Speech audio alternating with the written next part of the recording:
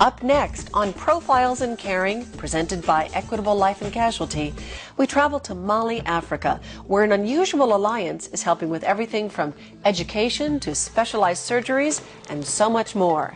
Profiles in Caring is next.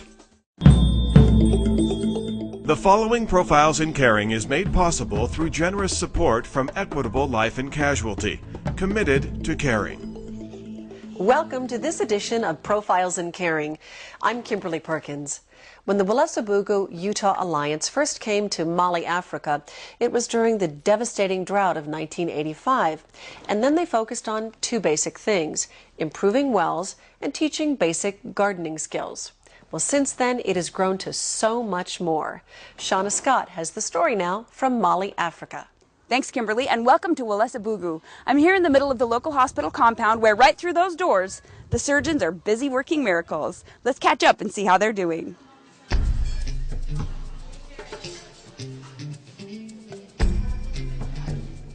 This surgical team arrived on New Year's Eve, and they've been working full-time every day since. Averaging 5 surgeries a day, these 12 Utah volunteers have spent from 6 to 8 hours in the OR, prepping, operating, and cleaning up. But that's just surgery. They also had to do consultation exams to find good surgical candidates. This year we saw 65 consultations. Some years we have seen close to 100. Some years we have seen in the 70s. She wants to have the surgery, even though no more babies. Just want to make sure. That's what I'm. Because that's what we said earlier. Having babies is a big situation over here. Infertility, if somebody's infertile, the husband sometimes will divorce the woman if she can't have babies. Life here in Mali is simple, but not easy. There is no garbage day, remember. Garbage is simply burned or dumped into the street. People step carefully over puddles and streams flowing out from under compound walls because this is the sewer system.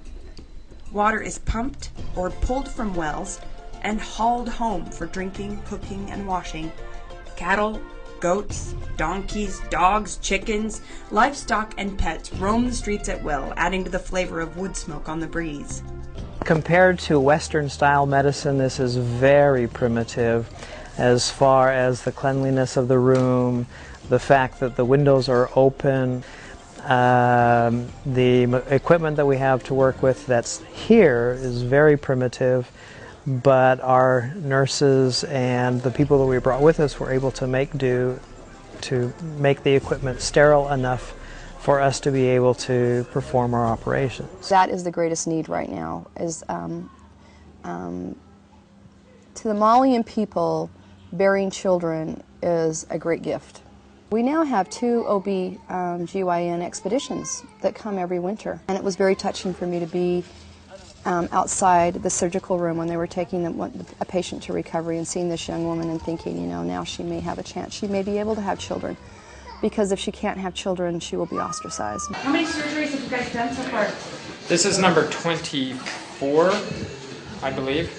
This is our 24th surgery that we've done. How many days? In the last 6 days. These doctors face so many challenges, including unknown medical histories and minimal ability to communicate with their patients. There is no oxygen, no blood, and the operating room has no modern equipment, no autoclaves, no monitors, and no lights, which might be a good thing because you can't get a really good look at it. Since they don't really have autoclaves, they just kind of put them in the oven for a long time. Heat them up a lot, and we're hoping an hour is good. Sufficient. Yeah. That's pretty primitive.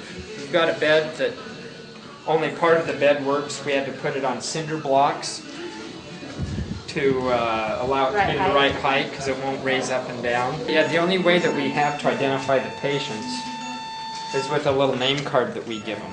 But it basically has their name, the procedure, has their HIV status as well as their hemoglobin. A couple of us work in the operating room, and sponges that get dropped on the floor or after a case, we just save everything. The boxes the team brought with them full of equipment now act as tables for supplies. Lunch is served right next to the towel where freshly scrubbed instruments dry, and screens taped to the windows prevent too many flies from contaminating the clean room. And this team isn't just doing 5 or more surgeries a day gratis in primitive conditions. They've also paid their own travel expenses, including airfare, lodging, and food. They've purchased, scrounged, and packaged their own surgical supplies and equipment. They have sponges, coag, needles, gloves, Mayo stand. And they've changed them a little from last year. You know, things that they forgot, we made sure we put everything in them this year.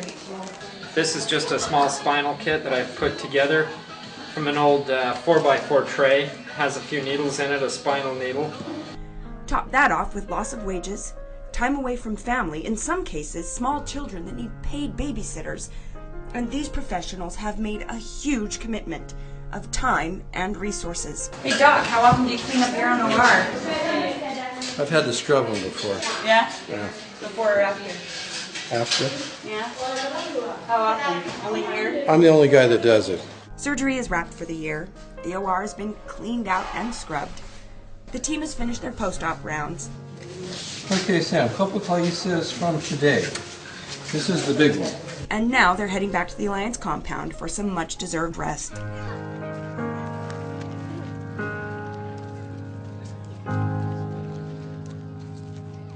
Tomorrow we're going into the villages for some clinic visits. Stay with us. Profiles in Caring continues after these words.